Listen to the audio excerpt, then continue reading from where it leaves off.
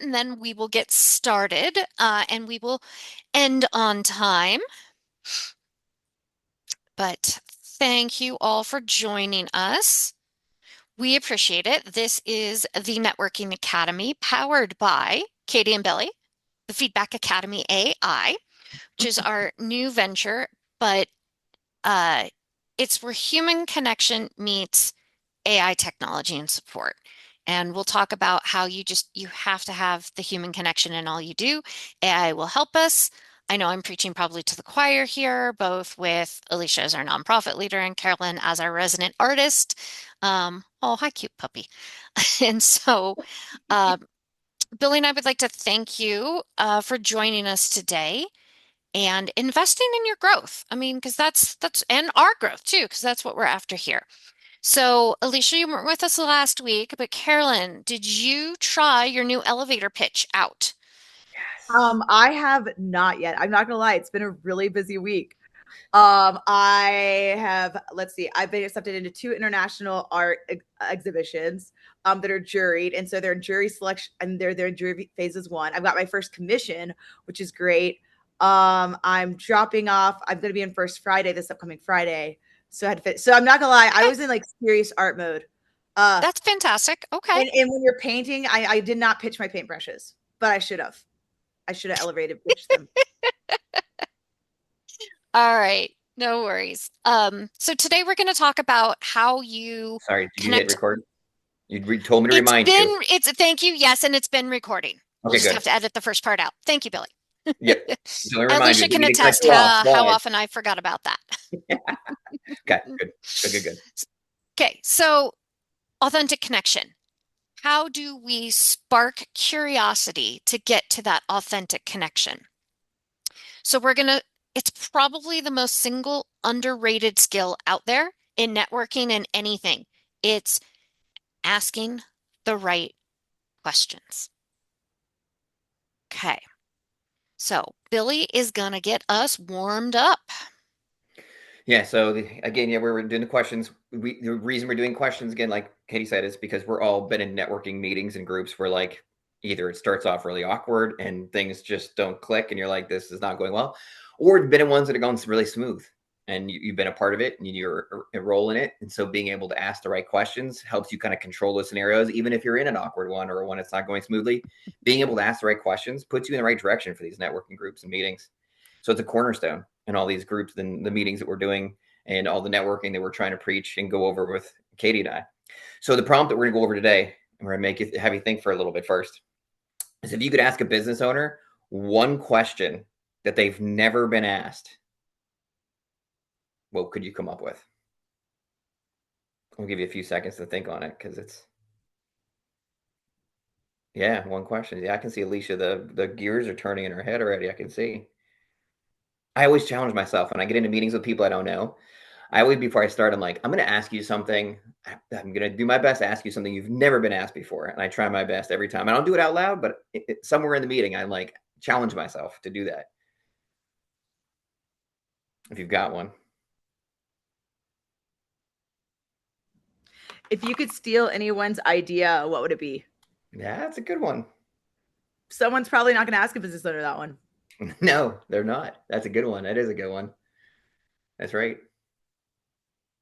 That puts the pressure on Alicia. Not really. If you don't have I anything else. don't know. I get asked a lot of personal questions right off the bat, so I don't really have a ton. That's why I'm like, I don't know. So when you do the Because personal everybody question, wants to know my why. yeah, the easy, the go-to, the why. So when you get asked personal questions, is it like personal as in like I'm not going to answer that, back off, or more like Hmm. personal, like my business and how am I running my business? Well, with a nonprofit, there's immediate, like, I want to know all the things. So they want to know, like, when I adopted my daughter and when did I get into be a foster parent and all this stuff. So I have this like huge already background everybody wants to know about Yeah, right away. So I'm like, I don't know. It'd have to be yes, like right. something superficial. No, that's good, and that really sets the stage too because they can trust you right away because you're giving a great story about yourself. You're actually jumping ahead next week's stories, if I remember, Miss Hill, right? Yeah. Actually, Katie, do you have one? You're not off the hook. Do you have one?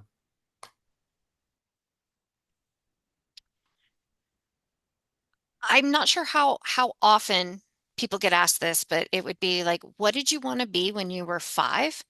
Yeah, And what made you change from that idea? Because impactful thing.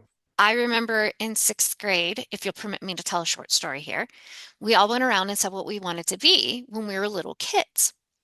And it elicited the most wonderful stories from kids I'd been going to school with since, well, I moved into the school in 2nd grade.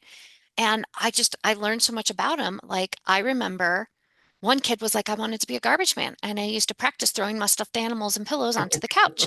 Somebody else was like, I wanted to be a mommy when I grew up. Well, Matt was a little disappointed when he figured out the birds and the bees conversation that he was going to stay a boy and Yeah. wasn't going to be able to be a mommy when he grew up. But I remember that being so powerful and just what changes our preconceived notions. And I would say what takes the blinders off the illusion of childhood for us. And when did that happen for you and why? One that I often go to. If I took away all your money and made you start your business over again, what's the first thing you're doing? Well, I'm Because that beating made you them. up because you took away all my money. That's, but it makes them think about the core things that they did to get started. Like, what are the nuts and bolts? What are the things that really drive my business? What things really got me started? And it makes them really think. And you learn a lot about them in that kind of question. Or in Katie, your question you're asking them, you're learning a lot about them. And Alicia, you're asking the background stories. You're learning a lot about them. And I even think you Carolyn, learned I have a bit of a violent streak. yeah, you're taking my money. Yeah, yep, And things yeah, like that. okay. So things like that are great starters. If you think about it, and if you spend some time off this, at when I'm not putting you on the spot to think of something right away, think about some like questions that you'd like to be asked when you get in those meetings and things that maybe the challenge. Because if you can ask something beyond the basic, like how'd you get started, what business do you run, you'll be remembered. If you add like, hey, if I take away your money, what's the first thing you're doing to get your business back on track? You're going to stand out a little bit more than somebody else. Oh, there's Billy. He asked me that goofy question. Made me think a little bit about my business a little bit more. And it makes you stand out a little bit.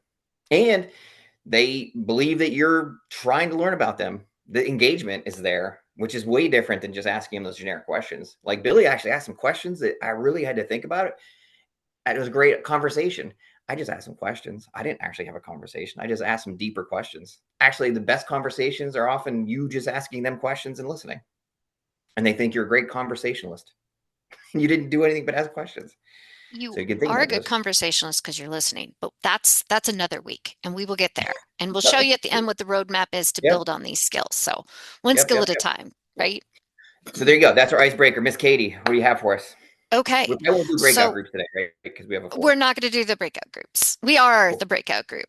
We So are. let's,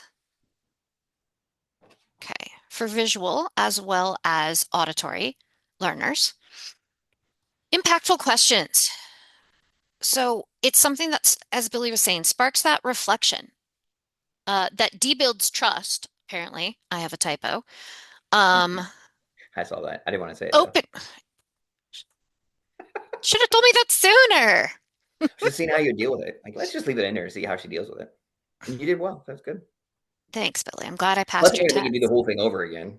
It was just a little bit. I was reviewing before we got on here and I saw it. So something that Sally opens has up the conversation. communication with intelligence, so that's the good news too. Woo! And so that's the definition, because there are those of us who, okay, let me define this so I can start to wrap my head around like impactful questions, because we know what question means, but what does impactful question mean? And what do we mean in this context? And so it's skip that small talk. Small talk doesn't really lead us anywhere. It's not memorable on either end. Uh, it's tough to get authentic about the weather, except those of us in Colorado, as Billy probably knows. The weather's really, you can get authentically into it in Colorado, but still, there are better things. But your goal is to build credibility and rapport. And to do that, you need to ask questions that open, because if you're going to create space, I think of opening. Creating space is opening or calling forth and putting boundaries around a space that opens for connection. And so the three key principles are the three types of questions: vision questions, challenge questions, and connection questions. And so you can read what's on the slide, I'm sure, but I want to talk to you a little bit about what the purpose and the goal of each of these types of questions are. And you will get a skills card, Alicia and Carolyn, as a reminder after this. You will get a skills card that reminds you on how to do this. So vision questions, I mean, actually, it's the three V's. Vision, challenge, connection are trying to elicit the vision, vulnerability, and values. Vision to vision, that one's pretty obvious, hits it right on the head. Challenge people to open them up and get them to be vulnerable with you. And then the connections questions are meant to elicit their values so you can connect authentically to those.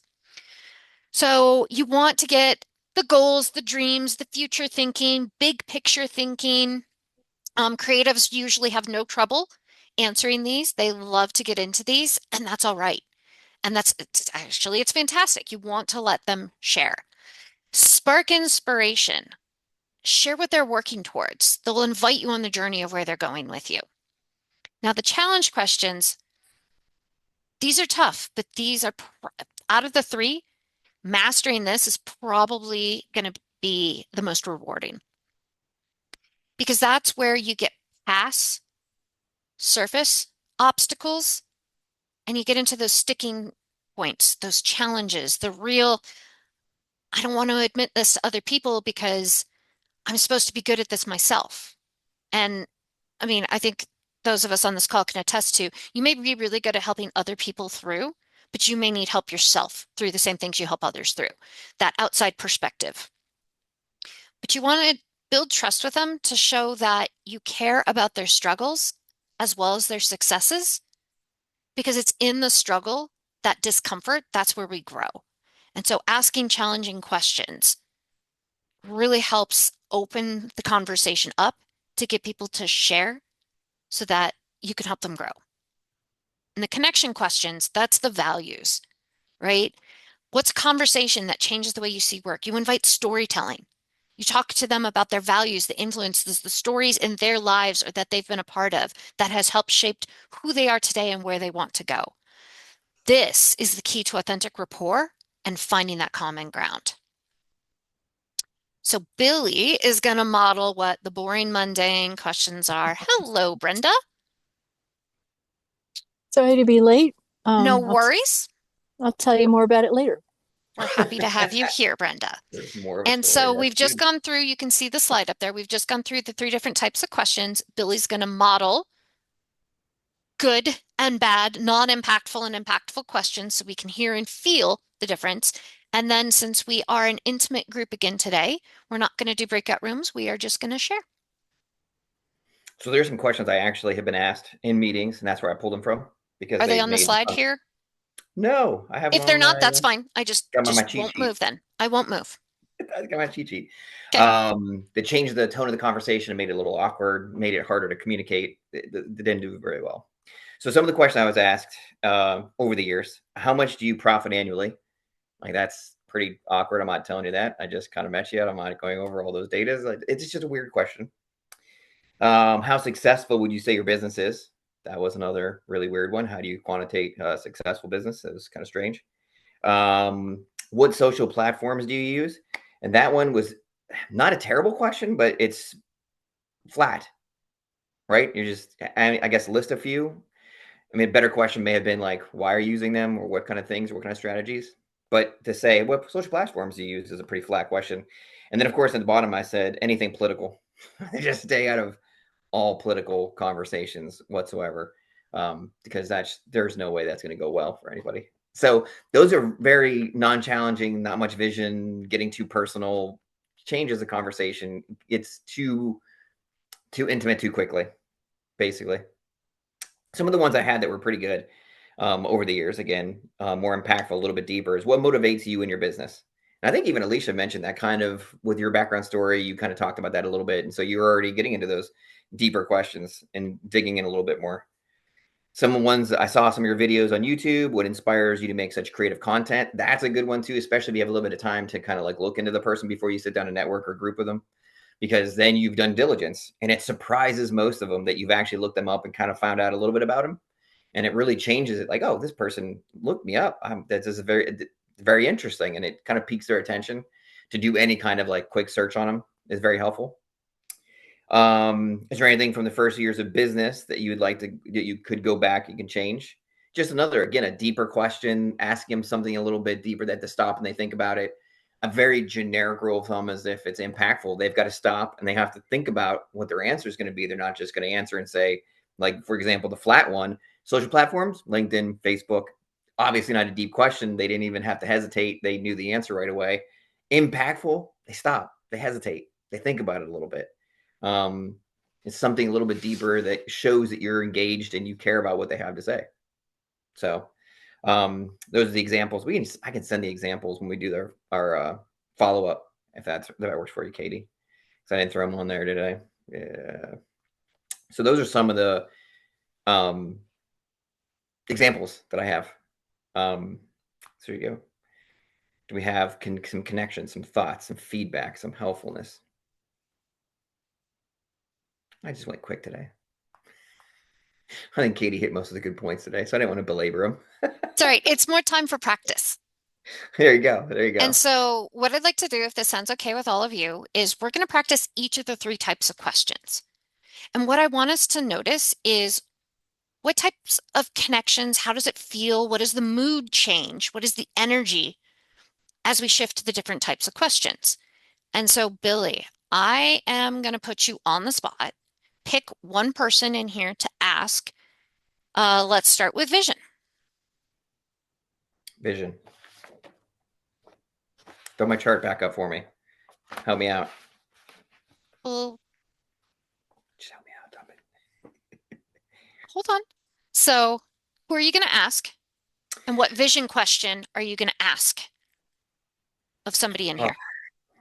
Probably I'd start with Alicia because you're next in my vision on my grid.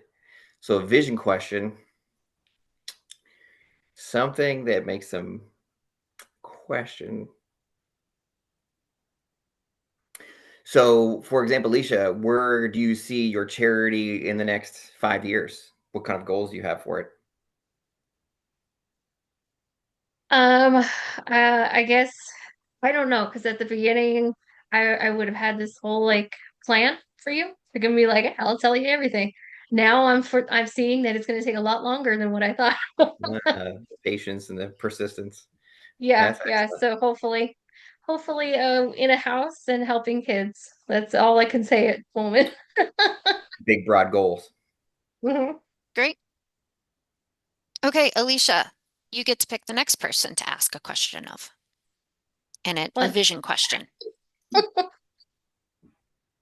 vision question? Okay. I guess I can do Caroline. Okay. I'm trying to think of a question. So vision questions are supposed to open up big picture.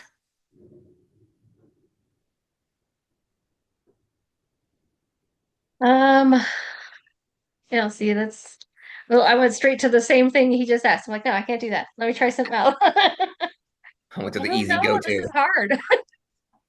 Can't think of this stuff on the spot. Um,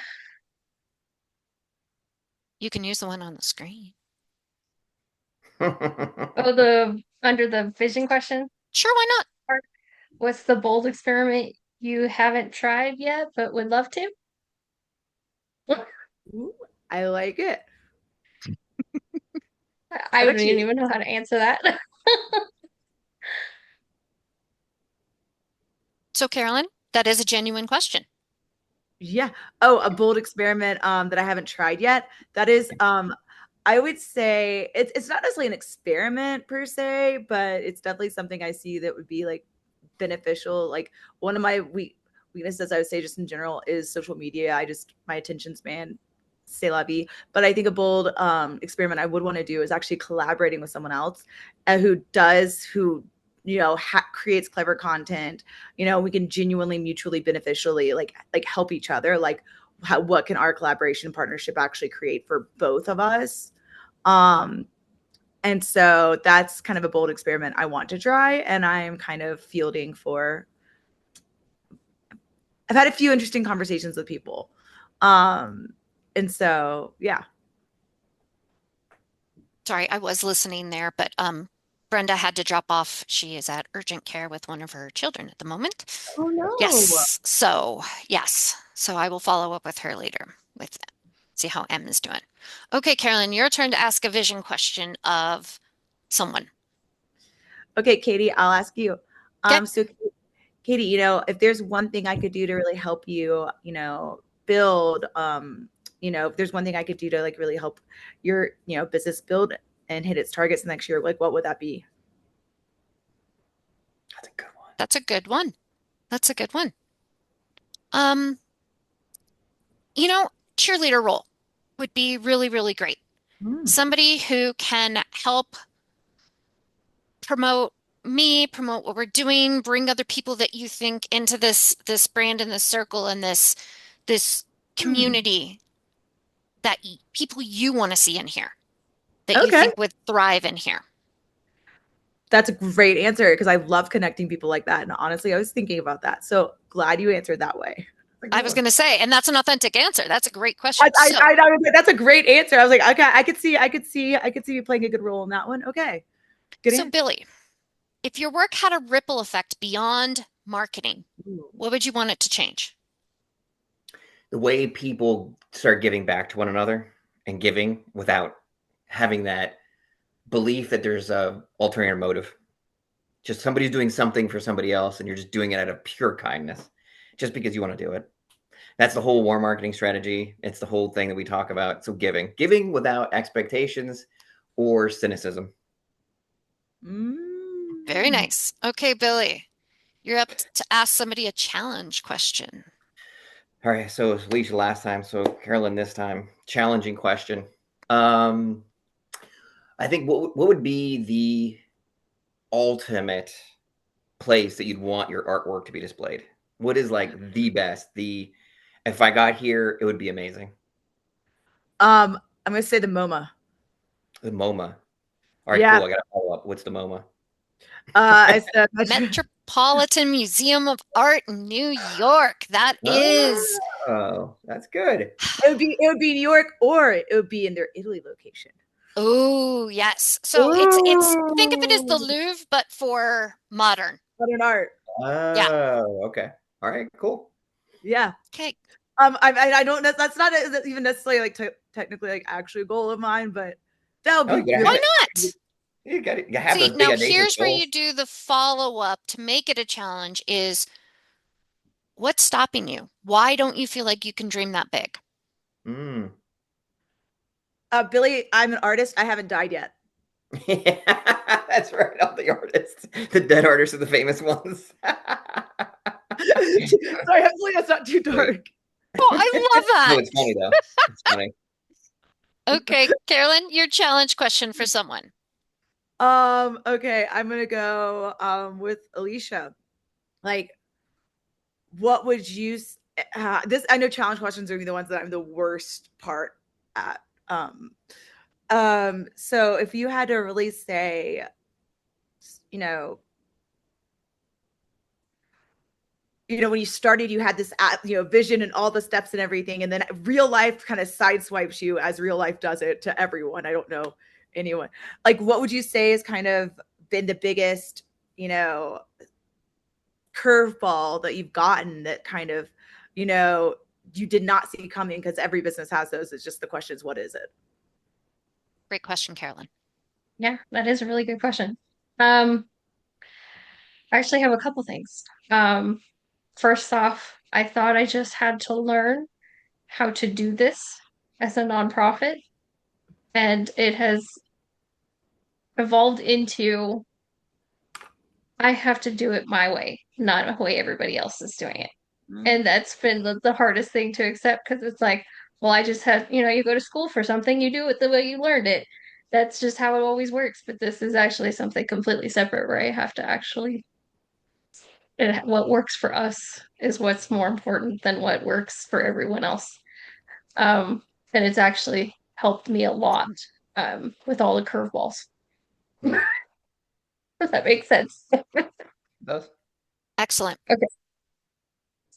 Okay. Um, I guess I will ask Katie. I'm trying to think of a challenge question. Hmm.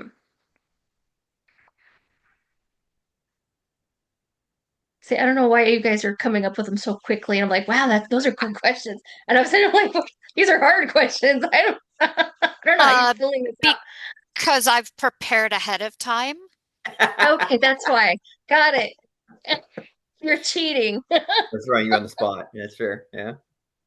Okay.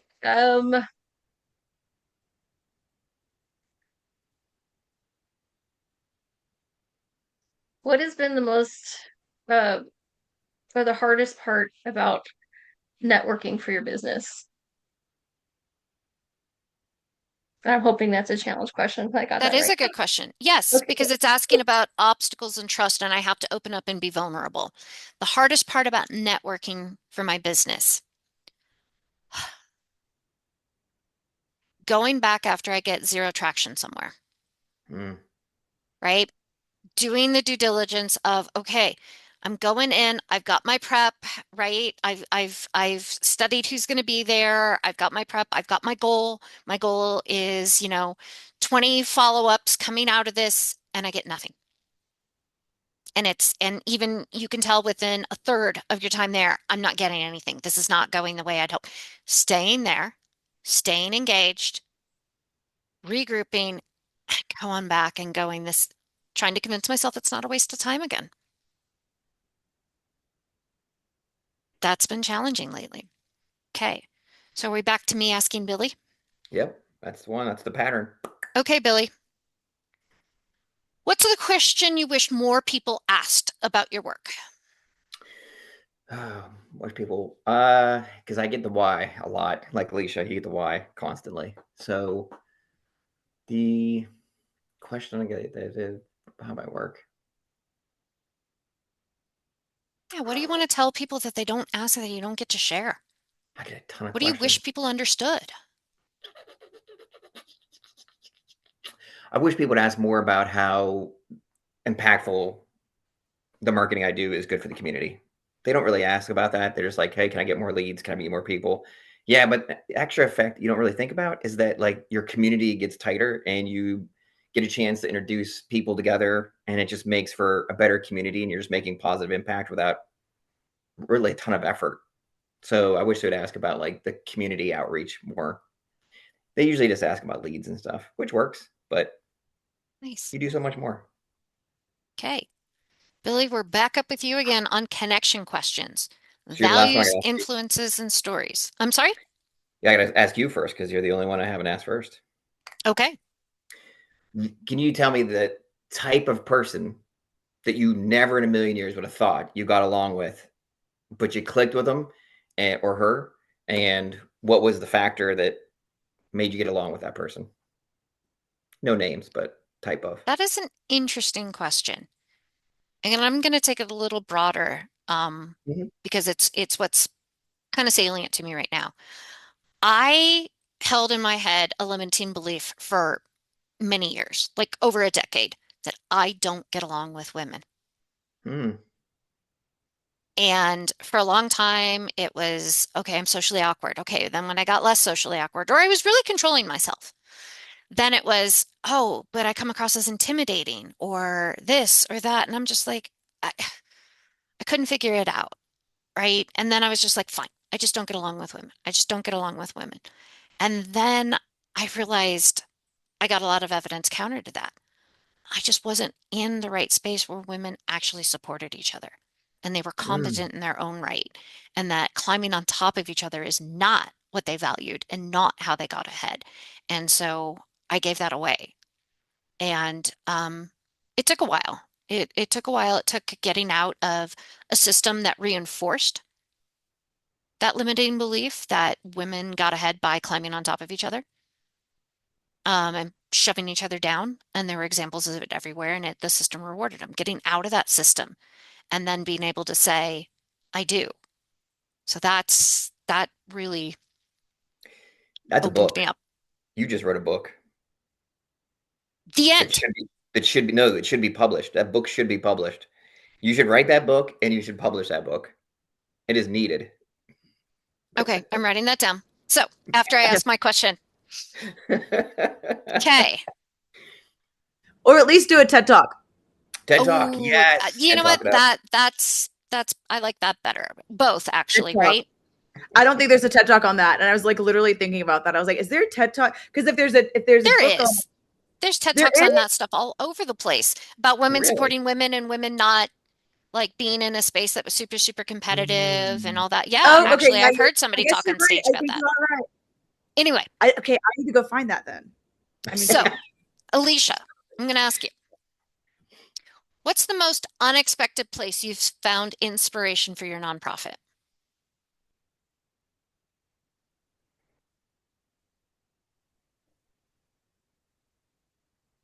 Um,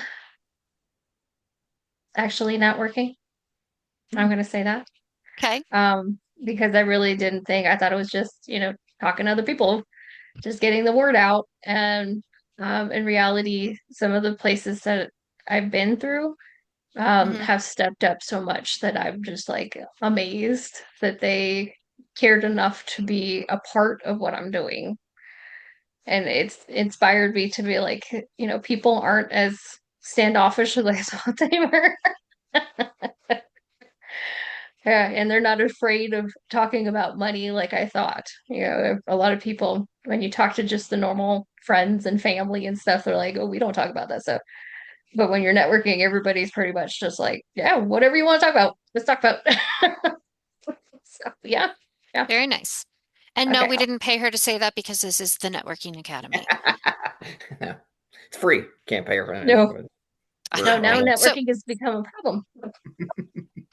so Alicia, what's your connection question and for whom?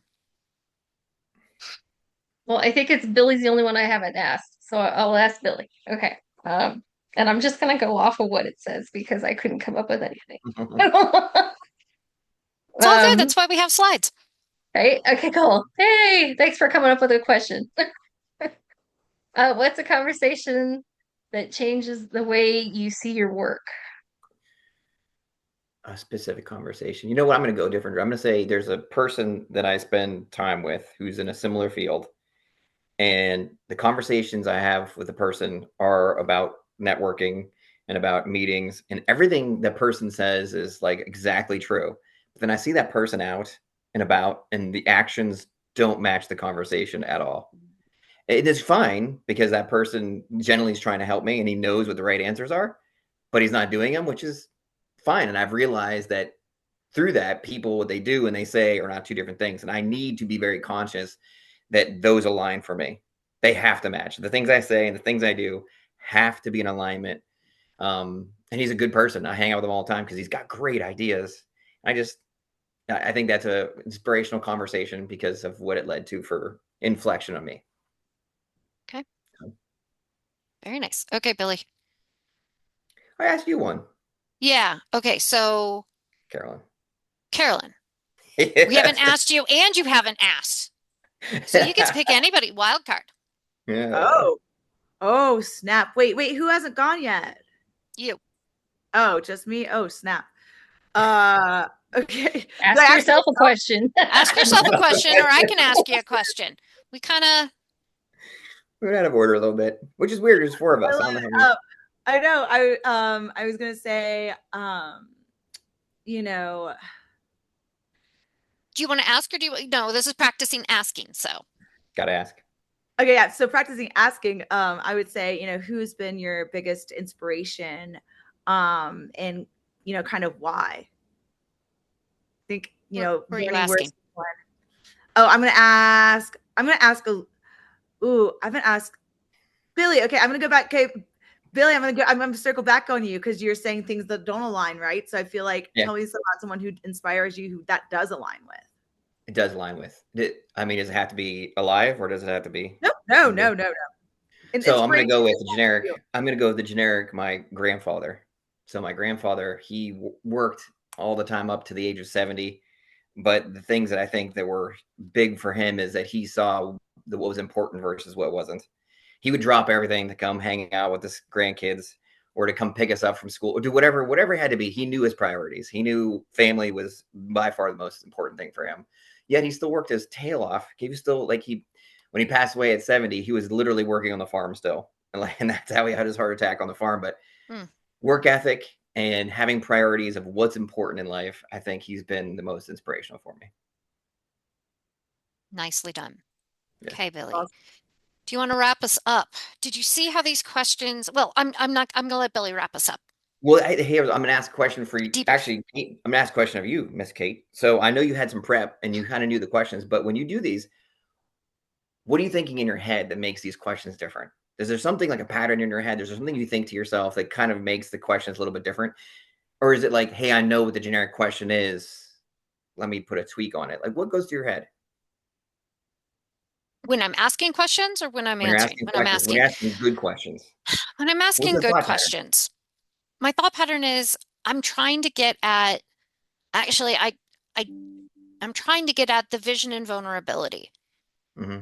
And I'm probably not as good at the connection questions, but I really am if people can share your vision of where they want to go. All right. If they can share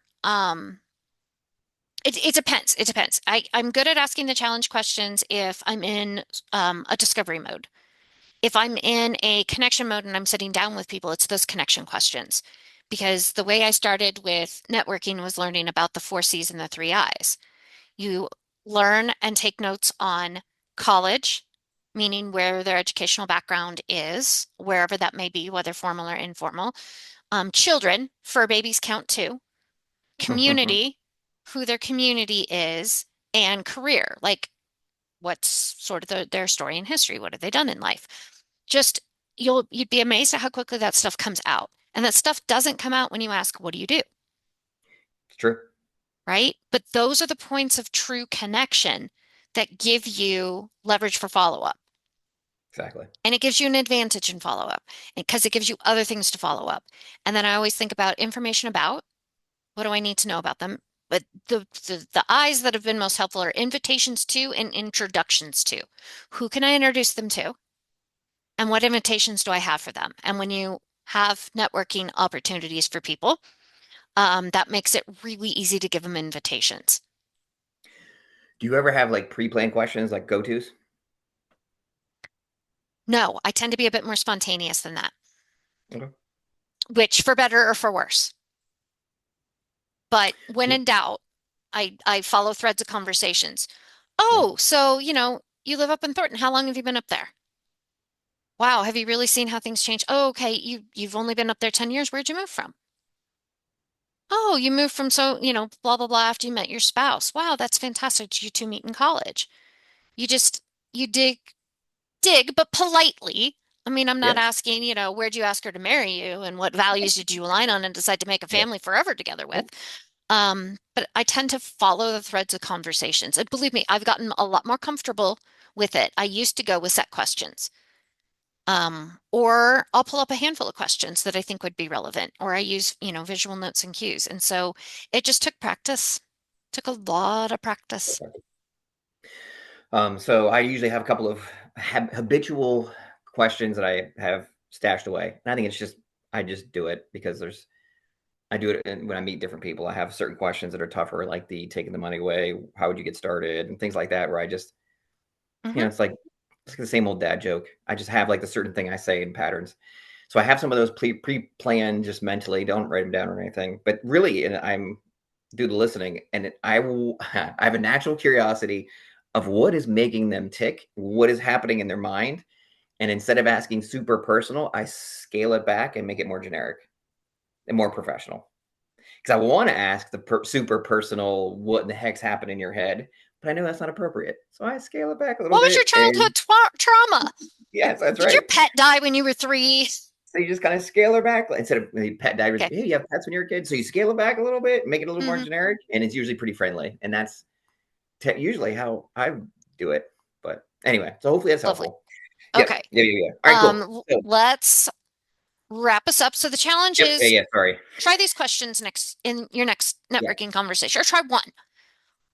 Ask AI to help you pre-plan some. And so We started last week. We're on a 7-week series, just to Yep. give you a preview of where we're going. We did the elevator pitch, and then impactful questions. Then you can see what we're doing across the story weeks. And by the way, networking with AI as your wingman, definitely your wingman, because this is a hello with an extra O.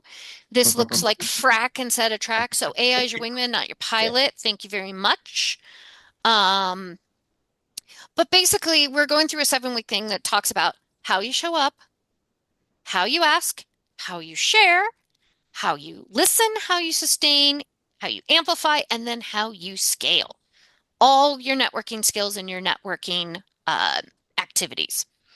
And so join us next week. Feel free to bring anybody. We are bring people you want into this community.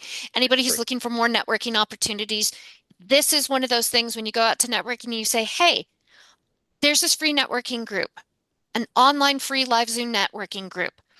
Let me get you the information to get you registered for it. You can automatically use this to invite people in, because the more we have here, the more it sparks ideas and we learn from each other. Yep, and we're starting getting more active. We have the LinkedIn account for this. We have the Facebook account. So we're gonna get more stuff out there as we start getting more people. As we have a better idea of who our people are and the needs, I'm gonna keep cranking out more information and stuff too. So be on the lookout for that. So Alicia or Carolyn, if either of you wants to opt out of having your contact information shared, just drop something in the chat or email me afterwards. Otherwise, you will automatically get each other's contact info. Oh, perfect. Yeah, that's cool. Yeah, it's fine with me. Fabulous. All right. Thank you so much for your time. Thanks for joining us. Love to see you here again next week, and bring a friend or 5. Yeah. Okay. Cool. Look at your questions. Love it. All right. Thanks, Carolyn. Thanks, Alicia. Thanks Thank so much, you. Billy. Bye.